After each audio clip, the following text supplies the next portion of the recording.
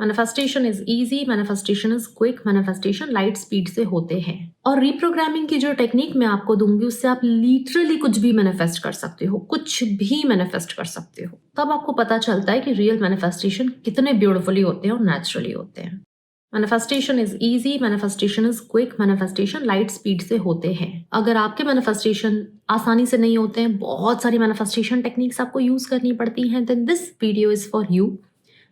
अगर आप law of attraction community में हैं, आप इस साइंस में बिलीव करते हैं, तो आपको ये बेसिक्स क्लियर होने चाहिए। और आज के वीडियो में आप ये भी देखेंगे कि आप इस चीज को आसानी से कैसे चेंज कर सकते हैं। Means if the things are not going in your favour, अगर लाइफ आपके फेवर में नहीं है, लोग आपके फेवर में नहीं है, तो आप हर चीज को अपने फेवर में कैसे कर सकते हैं। So welcome and welcome back to the channel. मैं आपकी अपनी डॉक्टर अर्चना, एक एडवांस लेवल हिप्नोथेरेपिस्ट हूँ, NLP एक्सपर्ट हूँ।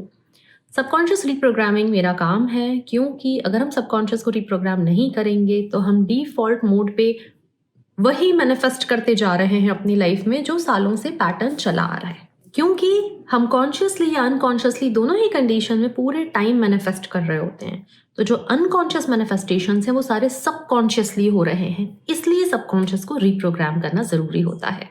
क्या मैं अपना सबकॉन्शियस पर काम करती हूँ एवरी सिंगल डे। जब मैं अपनी बॉडी पर रोज काम करती हूँ, मैं अपने माइंड पर भी रोज काम करती हूँ। Belief is the only truth we are living.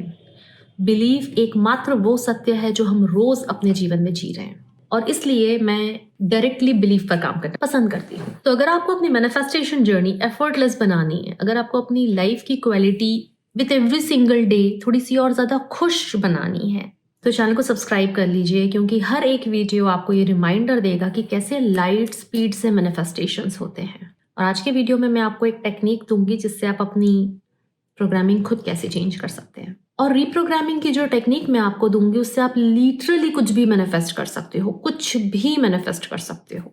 सबसे पहली बात जो आपको याद रखनी है, you are living your inner story. आपके अंदर जो एक कहानी चल रही है, आप बस उसी को जीते हैं। और हर इंसान के अंदर कोई ना कोई कहानी होती है। कुछ विलेन किरदार होते हैं, कुछ हीरो किरदार होते हैं, कुछ अच्छे होते हैं, कुछ बुरे होते हैं। उसकी खुद के लिए भी एक कहानी होती है। मैं उतना लकी नहीं हूँ, मुझे कभी सही लोग नहीं मिलते, मुझे कोई चीज आसानी से नहीं मिलती। ये उस कहानी के डायलॉग हैं जो आप अपने अंदर बोल रहे हैं। अगर आपको ये डायलॉग मिलते जुलते लग रहे हैं तो साथ बने रहिए।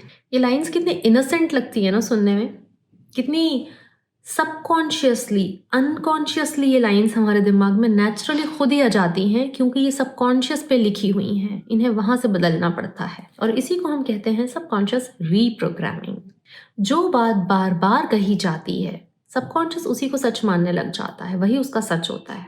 तो आपको एक ही बात अपने सबकॉन्शियस पे बार बार लिखनी है जब तक कि वो आपका सच ना बन जाए। जैसे ही वो आपके अंदर थोड़ी सी उतरती है, आपका RAS एक्टिव हो जाता है, और वो बाहर उसी से रिलेटेड इंसिडेंट कैच कर रहा होता है, वो एंटेना, और आपको वो रिकन्फर्म, अरे हाँ ऐसा होने लग गया, ये चीज होती है। मतलब आपकी पुरानी स्टोरी पुराने प्रूफ ढूंढ रही थी, आपकी नई स्टोरी नए प्रूफ ढूंढेगी। मैनिफेस्ट तो आप हर टाइम कर रहे हो, आपको ये बात इतनी पता नहीं है, लेकिन फिर भी आप ये हर टाइम कर रहे हो।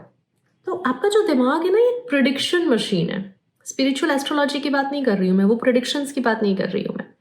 ये एक प्रिडिक्शन मशीन है। मतलब जैसे आप गूगल पे जब कोई सर्च टर्म डालते हो, तो गूगल में उससे रिलेटेड जितना डेटा होता है वो सब ले आता है। आप जब यहाँ पे कोई बात नई या पुरानी डालते हो, तो उससे रिलेटेड पुरानी सारी, कोई एक एक्सीडेंट की बात होगी, आपके दिमाग में पुराने एक्सीडेंट्स आ जाएंगे। यहाँ बस वो वर्ड टाइप हुआ, मेमोरीज डेटा अपने आप आने लग गया। तो जब आप बहुत हैप्पी, खुशी, लव वाली मेमोरी की अगर आप यहाँ पर टर्म सर्च करते हो और आपके पास वो डेटा नहीं आ रहा है, मतलब सबकॉन्शियस में अभी उसकी प्रोग्रामिंग नहीं है, आपको वो क्रिएट करनी पड़ेगी। वो कहावत है ना कि grass is always greener at the other side. No, grass हमेशा वहां ग्रीन होती है जहां पानी ज्यादा जाता है। सिंपल। तो पॉजिटिव या नेगेटिव विचार में से वो ज्यादा आते हैं जिनको आप ज्यादा रिपीट करते हो। तो अभी तक की जो हमारी बातचीत है, क्या मैनिफेस्टेशन कोई मैजिक है? No, it's a pure science. आपकी सेल्फ टॉक इसमें एक बहुत सीक्रेट वेपन का काम करती है और बहुत पावरफुल वेपन का काम करती है। तो क्वेश्चन फॉर यू इज कि आपकी पुरानी स्टोरी या नई स्टोरी, दोनों में भी वेपन कौन सा यूज हो रहा है? आपकी सेल्फ टॉक। तो क्वेश्चन ये है कि आपके पास रीप्रोग्राम करने के लिए कौन सा वेपन है? कमेंट में जरूर लिख के बताना। और अब मैं आपको बता रही हूँ एक 3 स्टेप रीप्रोग्रामिंग टेक्निक कि इस कहानी को कैसे चेंज करें, रीप्रोग्रामिंग कैसे करें। पहली step, identify the old story. ठीक है, पुरानी स्टोरी दिमाग में चल क्या रही थी उसको आइडेंटिफाई करना बहुत जरूरी है। वो किसी एक स्पेसिफिक एरिया में भी हो सकती है, वो मल्टीपल एरियाज में भी हो सकती है। मैंने अपने क्लाइंट्स के बीच में देखा है जिनको प्यार बहुत मिलता है वो पैसे में स्ट्रगल कर रहे होते हैं, जिनके पास पैसा में कोई प्रॉब्लम नहीं होती है वो प्यार में स्ट्रगल कर रहे होते हैं। तो क्या आप किसी एक फील्ड में स्ट्रगल कर रहे हो या सब कुछ कनेक्टेड है? तो identify your old story. Number 2, dialogue क्या चल रहे हैं उस स्टोरी में, उन डायलॉग्स को आइडेंटिफाई करो, उन डायलॉग्स को कॉन्शियसली चेंज करो। नाउ स्टेप नंबर 3, यहां पर आपको जरूरत पड़ेगी कंसिस्टेंसी की। Repeat it every day for 10 minutes. हर रोज इस कहानी को आपको 10 मिनट दोहराना ही है। जैसे हम जो भी हमारे ग्रंथ हैं, पाठ हैं, पूजा हैं, जब हम रोज उसे पढ़ते हैं हमें वो कंठस्थ हो जाता है, याद हो जाता है। अगर आपको 10 मिनट ज्यादा लग रहे हैं आप 5 मिनट से शुरू कीजिए। पर ये कहानी जैसे जैसे नेचुरल बदलती जाएगी वो आपका नेचुरल डायलॉग होने लग जाएगा। बाहर की रियलिटी में उसके प्रूफ आपको मिलेंगे, क्योंकि आरएस का तो काम ही यही है। और इसके लिए कौन सा टूल आपके पास है जो कमेंट में लिखना है, ठीक है? तो मैनिफेस्टेशन हमें सिर्फ तब मुश्किल लगता है जब हम हमारी ओल्ड स्टोरी में फंसे हुए होते हैं, स्टक वहीं होते हैं, हमारी ओल्ड स्टोरी में ही हम स्टक हैं। जैसे ही आप स्क्रिप्ट रीराइट करते हो, क्योंकि आप ही तो क्रिएटर हो, तो जैसे ही आप अपनी स्क्रिप्ट रीराइट करते हो, प्रॉब्लम्स से पॉसिबिलिटीज पर ध्यान देते हो, तब आपको पता चलता है कि रियल मैनिफेस्टेशन कितने ब्यूटीफुली होते हैं और नेचुरली होते हैं। तो आज के वीडियो में क्या सीखा जरा लिख कर बताओ। मैं आपसे जल्दी ही मिलती हूँ, तब तक आपको अपना ध्यान रखना है। थैंक यू, नमस्ते।